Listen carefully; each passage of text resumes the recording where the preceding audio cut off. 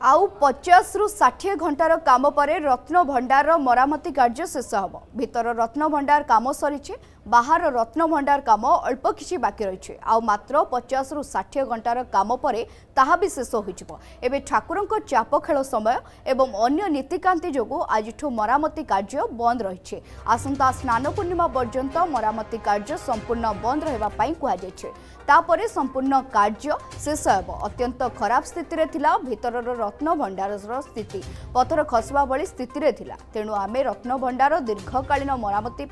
निष्पत्ति नेछु आम पाई समय नुहे सुरक्षा बड़ ताकू आखि आगे रखी काम हेउछु बोली कहिसंती आईन मंत्री पृथ्वीराज हरिचंदन।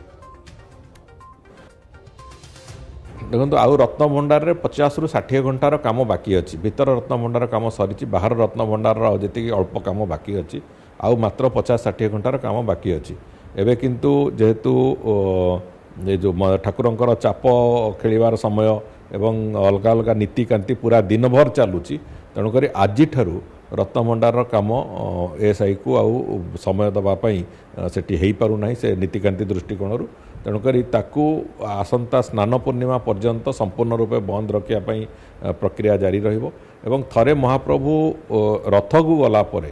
तापर तुरंत से जो समय मिलिबो मझिरे जो समय तक मिलिबो महाप्रभु विजय कला बेले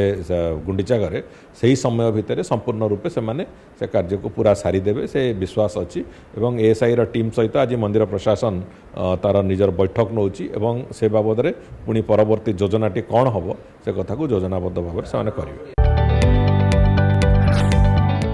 जदि आपंक आम भिडी भल लगा तेब आम चैनल को लाइक शेयर और सब्सक्राइब करने को जमा भी भूलु नहीं।